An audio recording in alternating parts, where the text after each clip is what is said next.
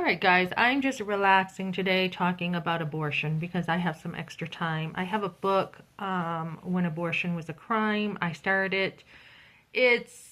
It's kind of boring right now to me, honestly, so I put it aside for now. Um, Guys, let's talk about motherhood, okay? Motherhood is truly the highest calling for women. I did see a really popular YouTuber who talked about she just never felt the need to have a mother, to be a mother, sorry, to be a mother. She does talk about how important it is to nurture, whether that's plants, animals, or whatever. But she just felt like, culturally, women used to stay home and have a bunch of kids, but nowadays we don't really do that. I disagree. I disagree with that to a point because, I've even had people in churches who were a little more liberal say, Melissa, we're living in a different society. We're living in a two-income society now. So for you to like live in a trailer and raise your kids in a trailer when you have a bunch of kids and live on one income, that's kind of like old thinking, right? I don't really feel that way. I feel like for the most part, if you're a woman who is content with pretty much anything in life to nothing, you don't have to have a lot. I got another message happened last time. You'd hold on here.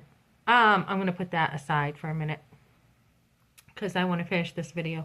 You don't have to have a lot as a mom. And I am talking from experience, ladies. So, growing up, I had a lot in some ways. My dad was very minimalist. I don't ever even remember getting a birthday gift from him. He was very minimalist, and of course when I got older, all my friends had, certain types of school clothes, and they had stuff. So I had nice stuff, but I had more experiences in life growing up than I had stuff. And I'm so glad that I did. I was at the bow and arrow shoots, or I was out at my friend's boat, or whatever. I had people around me that gave me a ton of experience. So, you don't have to have much, ladies, to be happy in life. You really don't. I had a mother-in-law who was extremely frugal. That taught me a lot. When I was raising my kids, I was in a trailer. So picture that. So I was able to use my time to cook and save money. I was able to use my time to clean, to get organized to save money, to go through the coats from last year, winter coats, and say, do we really need winter coats this year? What do we have for hats? What do we have for mittens? Do your boots still fit? I was able to use resources to help me, to take my time to do errands, to say, okay, this garage sale is having, a particular sale at this time of the day.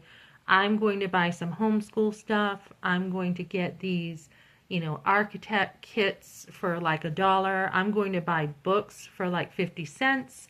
And that is how I homeschooled. Not only was I in a trailer being extremely frugal, okay, but I also was able to homeschool pretty much on nothing. So you don't have to have much, ladies. Like I said, I'm starting a job next week. It'll be a lot of money. What am I going to do with it? I don't know. Probably just put it away until I'm old, like until I'm really old. You want the experiences in life. You want to be a mom. So many people are saying don't have kids nowadays. You want to have kids. You want to have kids, guys. It is extremely healthy for you. And as you have kids, when you get older, at my age, I look back at women sometimes who didn't have kids. And my life, I think, is fuller than most women because I had kids. Especially women who are anti-abortion, who are for abortion. They have a very, in my opinion, materialistic life that probably doesn't have the experiences I have had because I've had children.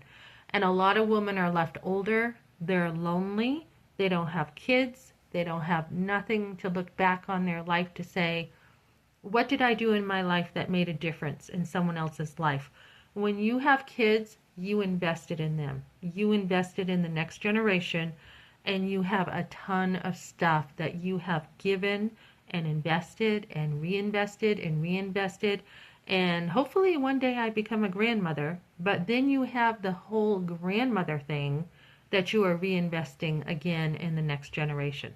So having kids, for the most part, I still feel like is a woman's calling. It is. It's her calling in life. I think there are some women who probably feel they were not made to be moms, and that's okay. But for the most part, I feel women are meant to be mothers. They really are. And why would you give up something so wonderful? Why would you be like, and this woman testified to this too, this woman talking about this.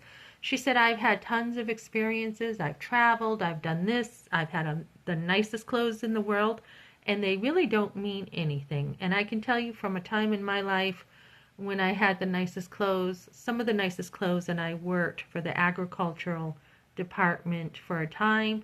I had business clothes. I had some of the nicest stuff. I've traveled a little bit, and really, guys, it doesn't compare to motherhood.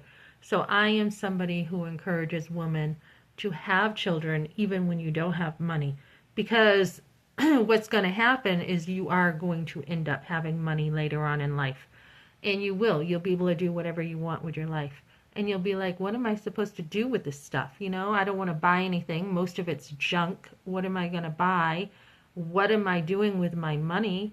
But you can look back and you'll be like, okay, I don't even really want anything, but I can look back on my life and say, look at what I gave.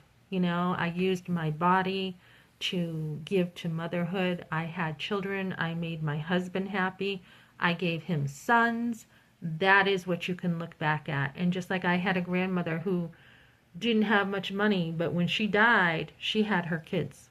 Okay? So have kids, guys. She has all the memories of having her kids. Even if you're not a good mother, you have had the blessing of having kids and being called a mother. So have kids, guys. Okay, thanks for joining me.